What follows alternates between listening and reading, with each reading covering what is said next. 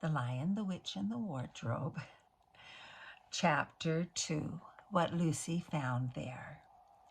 "Good evening," said Lucy, but the fawn was so busy picking up his parcels that at first he did not reply. When he had finished, he made her a little bow. Good evening," said the fawn. Excuse me, I don't want to be inquisitive, but should I be right in thinking that you are a daughter of Eve?" "My name's Lucy," she said, not quite understanding him.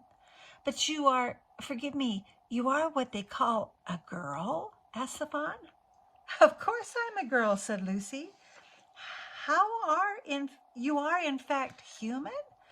"Of course I'm human," said Lucy, still a little puzzled. To be sure," said the fawn. "How stupid of me! But I've never seen a son of Adam or a daughter of Eve before. I am delighted, that is to say—" and then he stopped as if he had been going to say something he had not intended, but had remembered in time. Delighted, he went on. "Allow me to introduce myself. My name is Tumnus." "I'm very pleased to meet you, Mr. Tumnus," said Lucy. "And may I ask, O Lucy, daughter of Eve," said Mr. Tumnus, "how you have come into Narnia?" "Narnia? What's that?" asked Lucy. "This is the land of Narnia," said the fawn, "where we are now, all that lies between the lamp post and the great castle of Cair Paravel on the eastern sea. And you have come from the wild woods of the west?" I got in through the wardrobe in the spare room," said Lucy.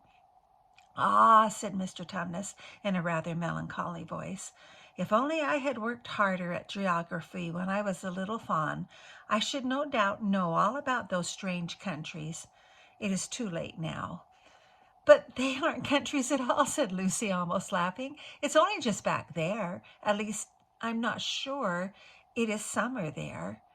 "Meanwhile," said Mr. Tumnus, "it is winter in Narnia, and has been for ever so long, and we shall both catch cold if we stand here talking in the snow.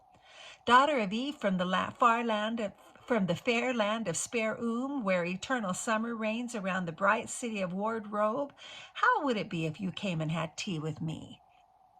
"Thank you very much, Mr. Tumnus," said Lucy, "but I was wondering whether I ought to be getting back." "It's only just around the corner," said the fawn, "and there'll be a roaring fire, and toast, and sardines, and cake."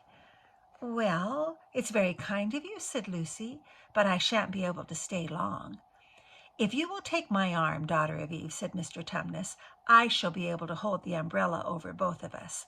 That's the way. Now, off we go." And so Lucy found herself walking through the woods, arm in arm with this strange creature, as if they had known one another all their lives. They had not gone far before they came to a place where the ground became rough, and there were rocks all about and little hills up and little hills down. At the bottom of one small valley, Mr. Tumnus turned suddenly aside as if he were going to walk straight into an unusually large rock. But at the last moment, Lucy found he was leading her into the entrance of a cave. As soon as they were inside, she found herself blinking in the light of a wood fire. Then Mr. Tumnus stooped and took a flaming piece of wood out of the fire with a neat little pair of tongs, and lit a lamp. "Now we shan't be long," he said, and immediately put a kettle on. Lucy thought she had never been in a nicer place. It was a little dry, clean cave of reddish stone, with a carpet on the floor and two little chairs. "One for me and one for a friend," said Mr. Tumnus. "And a table and a dresser and a mantelpiece over the fire, and above that a picture of an old fawn with a gray beard." In one corner there was a door, which Lucy thought must lead to Mr. Tumnus's bedroom, and on one wall was a shelf full of books. Lucy looked at these while he was setting out the tea things. They had titles like "The Life and Letters of Silenus," or "Nymphs and Their Ways," or "Men, Monks, and Gamekeepers," and "A Study in Popular Legend," or "Is Man a Myth?" "Now, daughter of Eve," said the fawn, and really it was a wonderful tea. There was a nice brown egg, lightly boiled, for each of them, and then sardines on toast, and then buttered toast, and then toast with honey, and then a sugar-topped cake. And when Lucy was tired of eating, the fawn began to talk. He had wonderful tales to tell of life in the forest. He told about the midnight dances and how the nymphs who lived in the wells and the dryads who lived in the trees came out to dance with the fawns. About long hunting parties after the milk-white stag who could give you wishes if you caught him.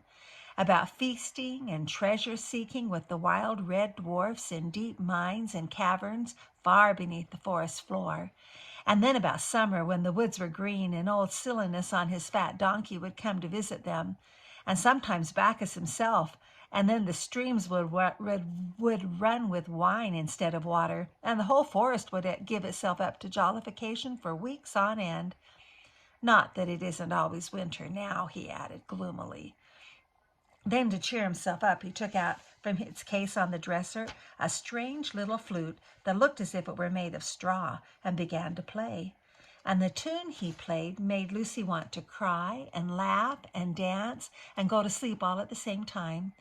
It must have been hours later when she shook herself and said, "Oh, Mr. Tumnus, I am so sorry to stop you, and I do love that tune, but really I must go home. I only meant to stay for a few minutes."